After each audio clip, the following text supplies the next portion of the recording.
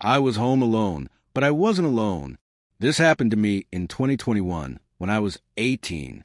My parents had gone out of town for a family wedding, and I decided to stay back because of my final year exams. We live in a 2-story house in a quiet suburban neighborhood, the kind of place where nothing bad ever happens. Or so I thought. It was a Saturday evening.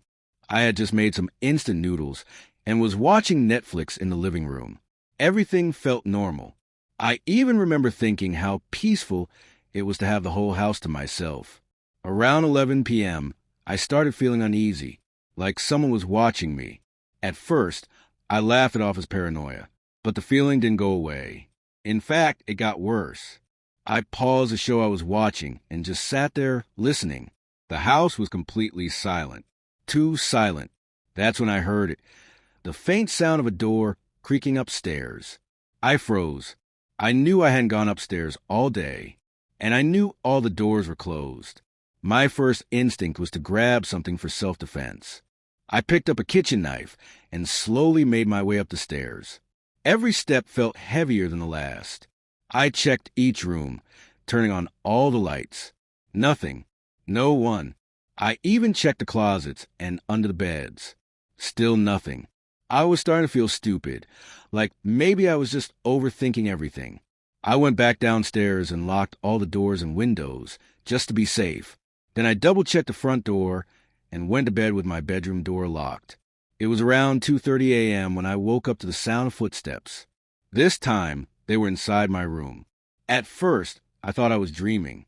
But then I heard it again, slow, deliberate footsteps moving across my carpet. I couldn't see anything because the room was dark, but I could hear breathing. Heavy, slow breathing. I didn't move. I didn't even breathe. I just lay there, hoping whoever was would go away. After what felt like an eternity, the breathing stopped. I slowly reached for my phone under my pillow and turned on the flashlight. There was no one there. I got up, heart pounding, and checked every inch of the room. Again, no one. But my closet door, which had been closed, was now slightly open. I shut it immediately and sat in my bed, holding the knife tightly. I didn't sleep for the rest of the night. The next morning, I called my parents and told them I wasn't feeling well. They agreed to come back early.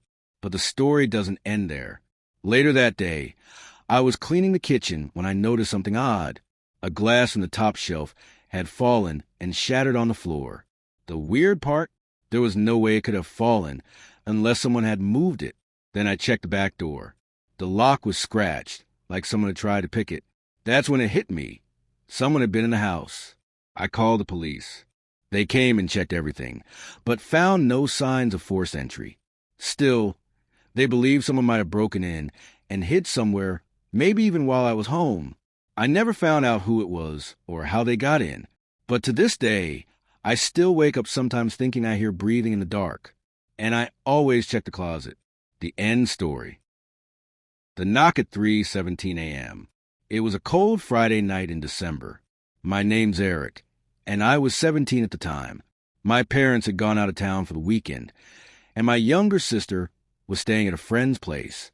I was used to being alone, and honestly, I liked the peace and quiet. The house was in a quiet suburban neighborhood. Nothing weird ever really happened around here, which is why what I'm about to tell you still messes with my head. That night, I ordered some pizza, played a few games, then started watching a movie in the living room. It was around midnight when I started dozing off on the couch. I must have been asleep for about 2 hours when I suddenly woke up. The TV was still on, volume low. Everything seemed normal at first, until I noticed something strange. The porch light, which is usually on all night, was off. I got up to check the switch. It was still set to on. Maybe the bulb had gone out. As I turned to go back, I heard it. A knock. 3 short knocks. Not loud, not soft, just deliberate. I froze. The knocks came again. Same pattern. Knock, knock, knock. I didn't move. My heart started beating faster. I checked my phone. 3:17 a.m. Who the hell knocks at 3 in the morning? I walked slowly to the front door, careful not to make any sound. We had one of those peepholes, so I looked through it, but there was no one there. At least, not in front of the door. I stood there for a minute, just staring through the peephole. Then I turned around to go back. But the knocking started again. This time, it was coming from the back door. I don't know how I didn't jump out of my skin. That door led to our fenced backyard, and no one should have been back there. I grabbed a kitchen knife and crept to the back door. No peephole this time, just a curtain. I moved it slightly, just enough to peek through. There was someone standing out there. A man, maybe in his 40s, wearing a hoodie and jeans. He wasn't moving. He was just staring at the door. No emotion on his face. I stepped back slowly. My breathing was heavy. I didn't recognize him. Then he raised his hand and knocked again. Knock, knock, knock. I backed away and grabbed my phone. I called 911. While it was ringing, I glanced outside again. He was gone. The operator answered. I tried to stay calm and explain what happened. They said an officer would be there in about 10 minutes. I locked all the doors and turned off the lights. I crouched down behind the kitchen counter and waited. My ears were ringing. Every little creak in the house felt like a gunshot. 5 minutes passed. Then 10. Still no sign of police. But then something else happened. A soft tap on the living room window. I didn't even want to look. But I did, just a little. And there he was again. Same guy, just standing there, looking in. This time he smiled.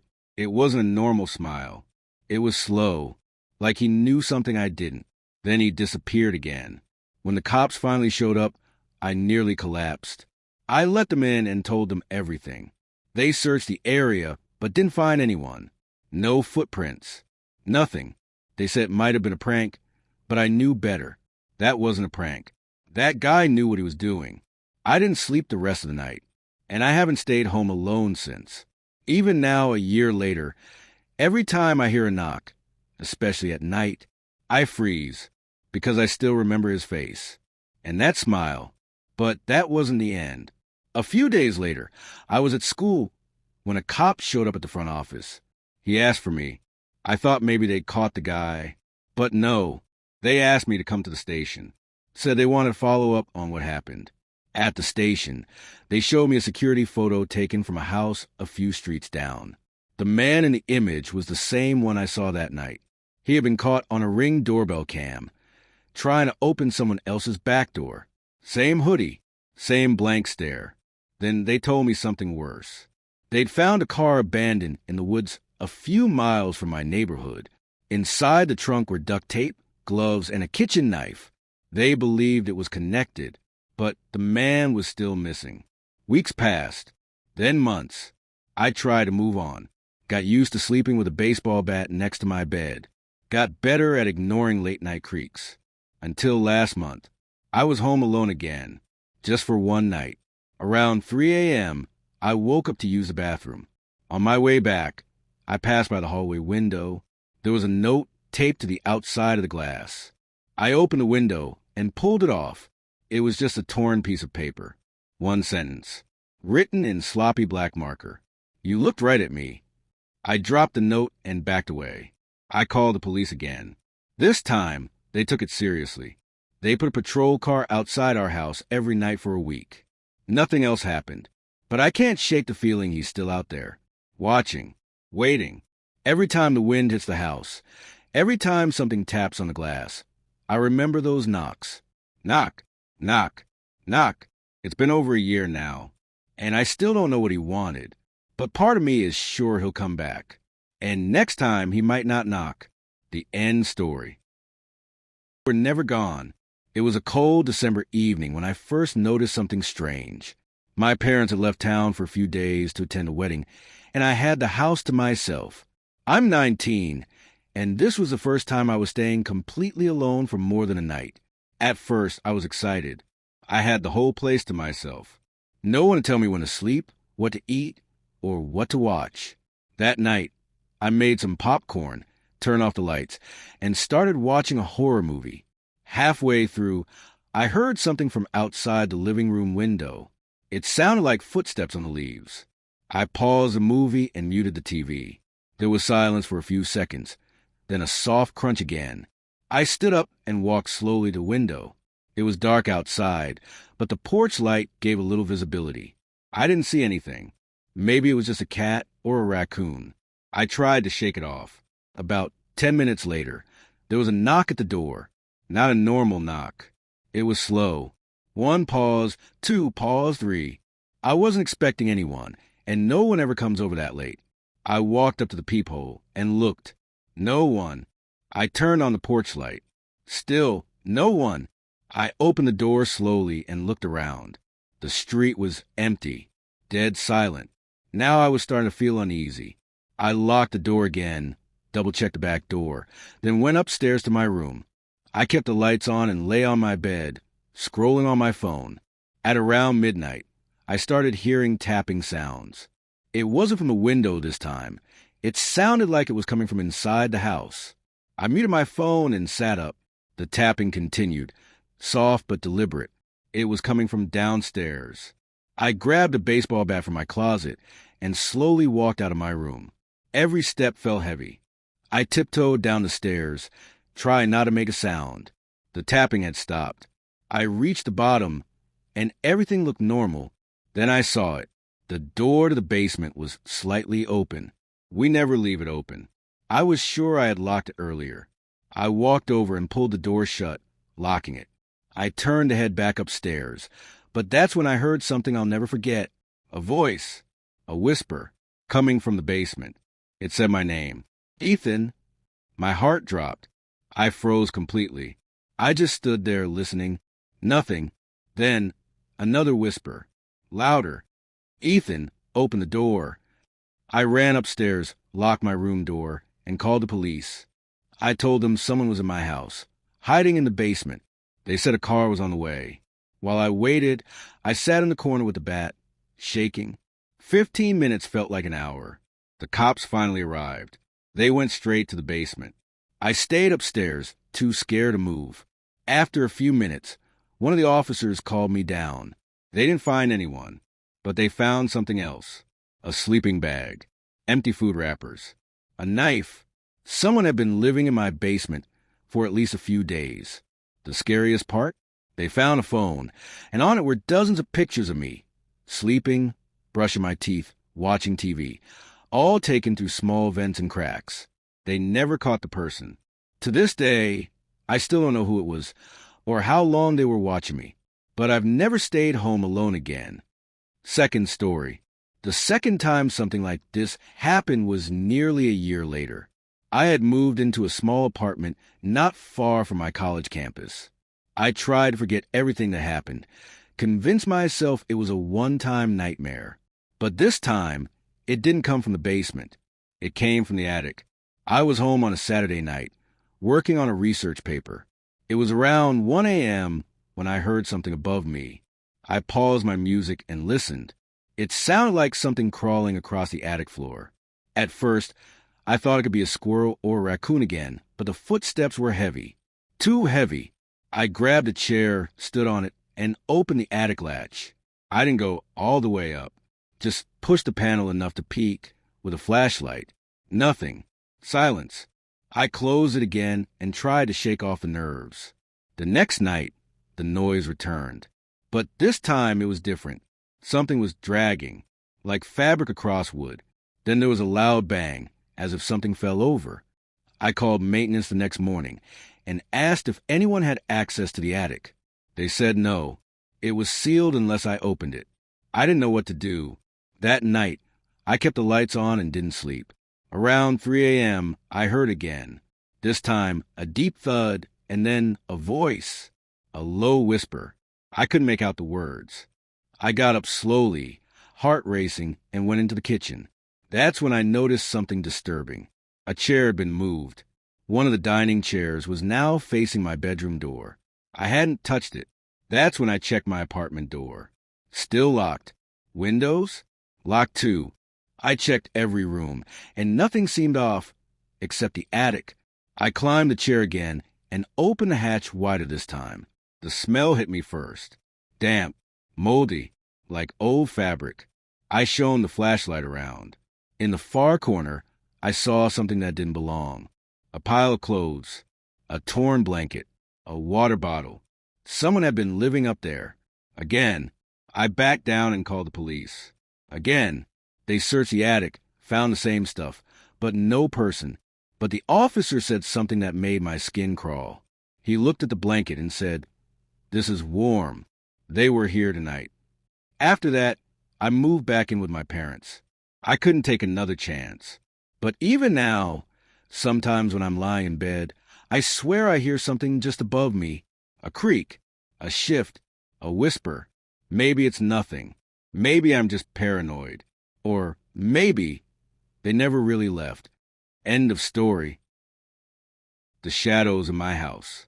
It was a typical Friday afternoon when my parents told me they were going out of town for the weekend.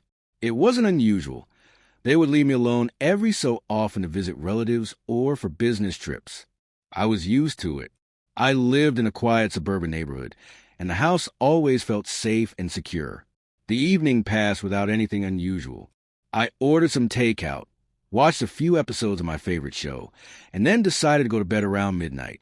My room was at the far end of the house, with a hallway stretching in front of me, the dim lights from the living room barely reaching my door. The house was peaceful. Too peaceful, I thought. Around 3 a.m., I woke up to a faint noise. At first, I ignored it, thinking it was just the house settling. But then it came again, footsteps. They were soft, almost like a slow tap, tap, tap. It was a rhythmic sound, one that made my skin crawl. I lay still, staring at the ceiling, trying to tell myself it was nothing. I could hear it again. This time, it was clearer, closer. My heart started racing. There was no one else in the house. I was alone. I grabbed my phone, unlocking it to check the time, 3:15 a.m. I could hear the footsteps more clearly now. They were coming from the kitchen.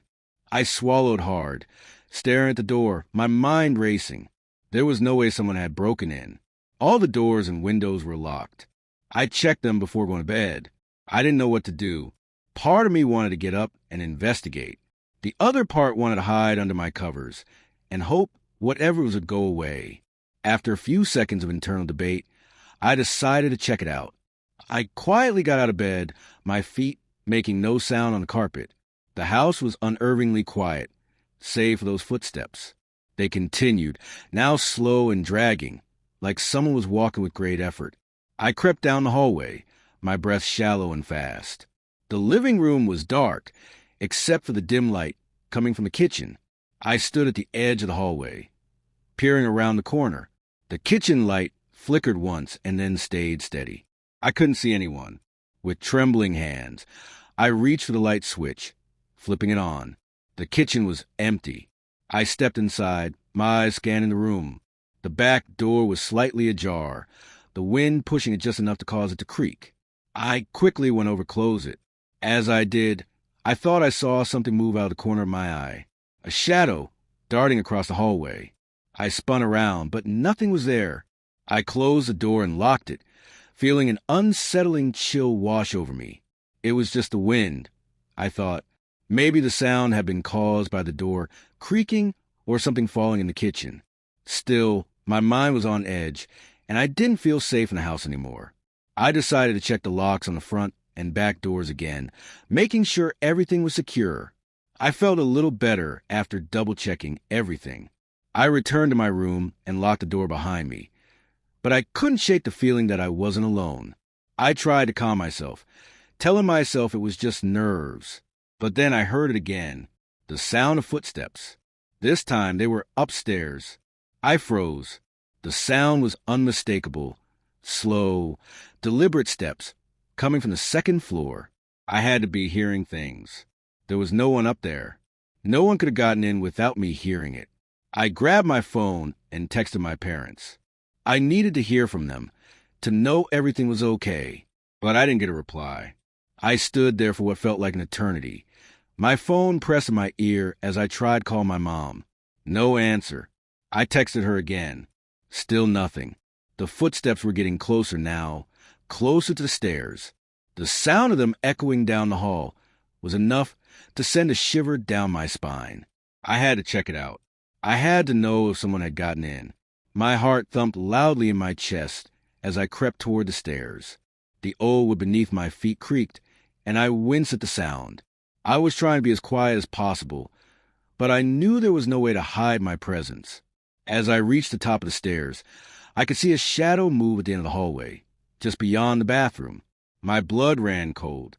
It was tall, unnaturally tall, and it wasn't moving like a normal person. It swayed back and forth, like it was floating. I couldn't breathe. My legs felt like they were going to give out beneath me. The figure seemed to notice me, pausing for a moment before taking another slow step toward me. I froze, unable to move, unable to scream. It raised its arm, pointing straight at me. I couldn't tell if it was human. Its features were blurry, as if they didn't want to be seen. It was just a dark, shapeless figure that looked like it was made out of shadows. My mind raced, but I couldn't process what was happening. My feet finally moved, and I stumbled back toward the stairs, my heart hammering in my chest. I didn't stop to think. I ran down the stairs and into the living room, slamming the door behind me. I leaned against the door, gasping for breath. My mind was a blur. Was I hallucinating? Was it some kind of sleep deprivation? But the fear, the terror in my chest, felt too real to be anything other than genuine.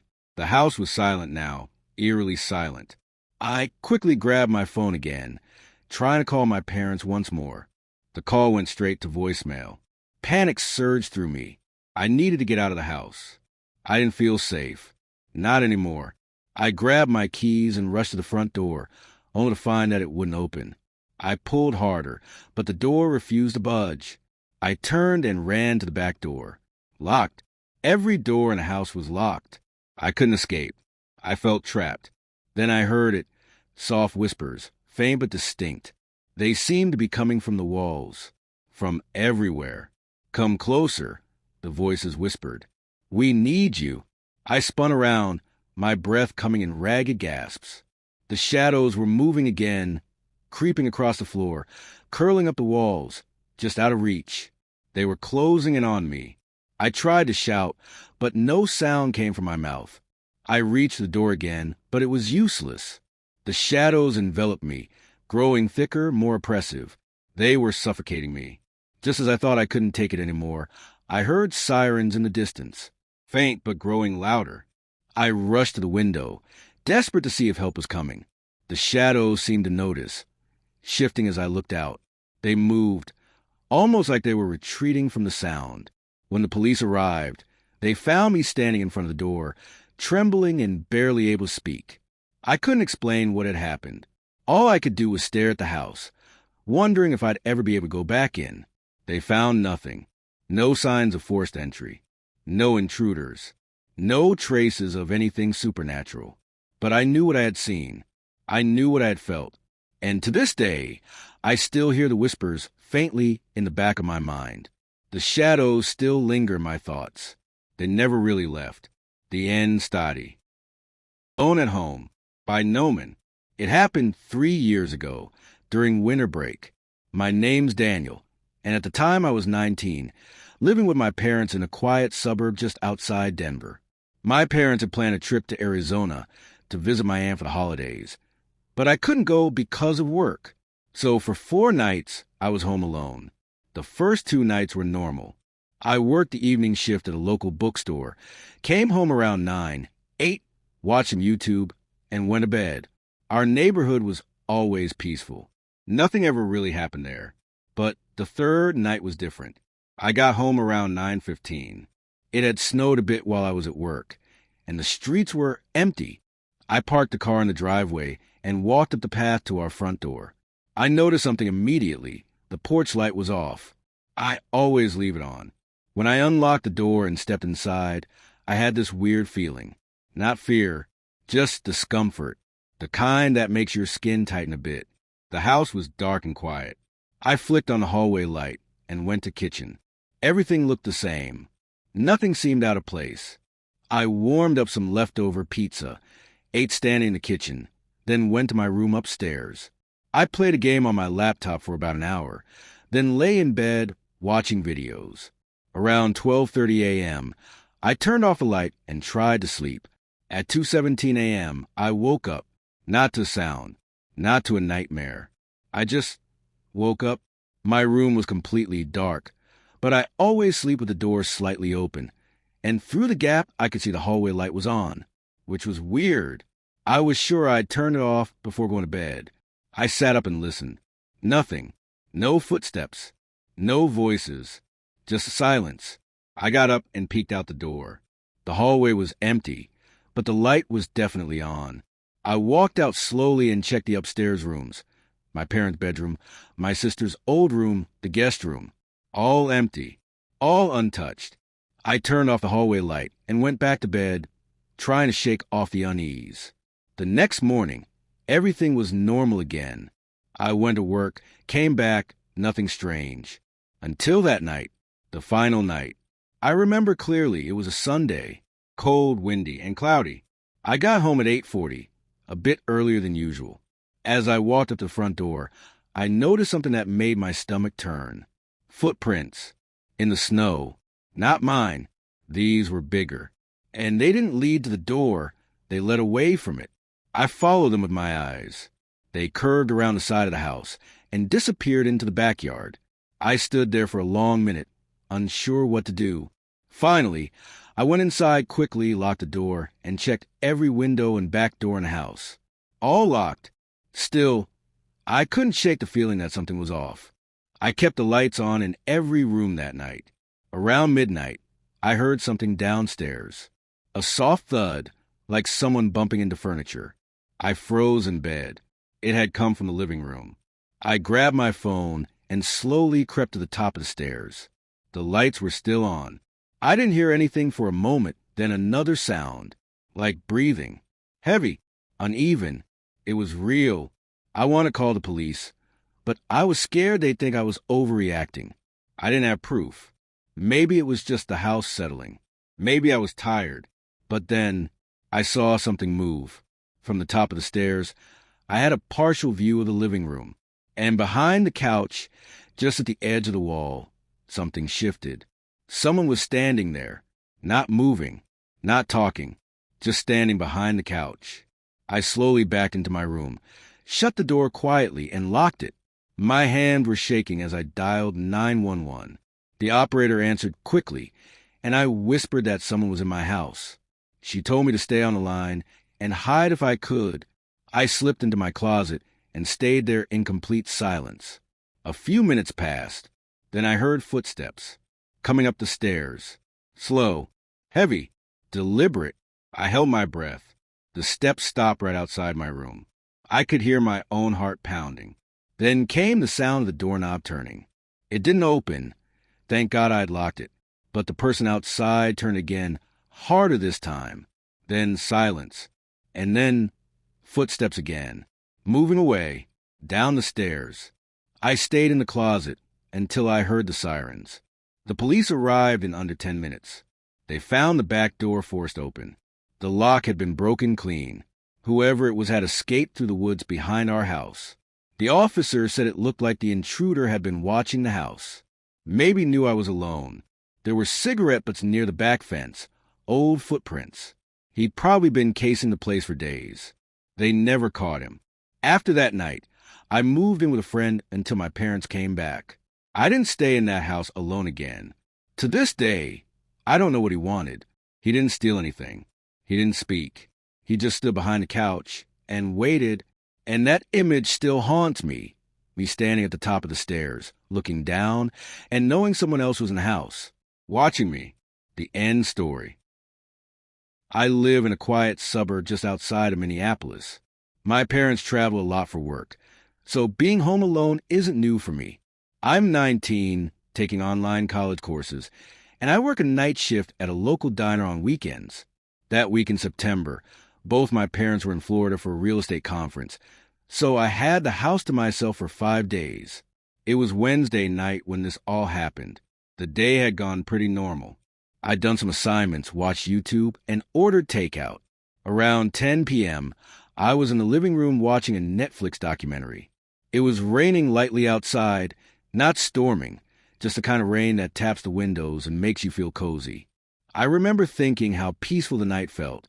At around 11:15, I paused the show to use the bathroom upstairs. I didn't bother turning on the hallway light, because I knew my way around. As I passed by the staircase, I could swear I saw something out of the corner of my eye, like a shadow move at the base of the stairs. But I figured it was just my own movement in the dark or a trick of the light. I came back down, turned the lights off, and locked the doors. I double-checked the back door and the garage. All locked. That's when I noticed something that made my stomach tighten. The side door to the laundry room was unlocked. I never leave that door open, and I was positive I had locked it earlier. I slowly pulled it open and peeked outside. The motion light was on, illuminating the empty side yard. It looked normal, but something about the stillness felt off. I locked the door firmly this time and told myself maybe I just forgot, but I couldn't shake the uneasiness. I even walked around the house with a kitchen knife, checking closets and the basement. Nothing. I went back to the couch and resumed my show, but I couldn't focus. I kept glancing at the window behind me, feeling like someone might be watching. Around 12:30, I turned the TV off and went upstairs to sleep. I don't know what time it was when I woke up, but something had made a noise downstairs. A thud, not loud but distinct. My bedroom was above the kitchen, so I figured maybe something fell off the counter. I lay still for a moment, trying to hear anything else. Nothing. I got up, grabbed my phone, and quietly opened my door. The hallway was pitch dark. I crept toward the stairs and listened. Still nothing. I went downstairs slowly, step by step, phone flashlight on. The kitchen was empty. Nothing had fallen. I checked the back door again. Still locked. The windows were closed and locked. Everything looked exactly the same, except for one thing. The TV was on, but I'd turned it off. It wasn't just on, it was playing static. Loud, distorted static, like an old VHS that's lost its signal. I don't even have cable. I use streaming apps. There shouldn't be static. I stood frozen, staring at the screen. Then, as I reached the remote, the screen flickered, and for a split second, I swear I saw a face. Pale, no eyes, mouth open like it was screaming. Then it was gone. I yanked the power cord out of the wall. The room went silent. My heart was pounding, but I told myself maybe it was a glitch. Maybe I imagined the face. I went back upstairs and sat on my bed for a while, lights on. I didn't sleep. Around 3 a.m., I was still scrolling on my phone when I heard again. A soft knock, coming from downstairs. It wasn't on the door. It was on the window. 3 slow knocks, like someone tapping with their knuckles. Then silence. I didn't move. I sat there, paralyzed, tried to convince myself it was a tree branch or the wind. But I knew better. The window by the living room doesn't face any trees. I picked up the knife again and slowly made my way down.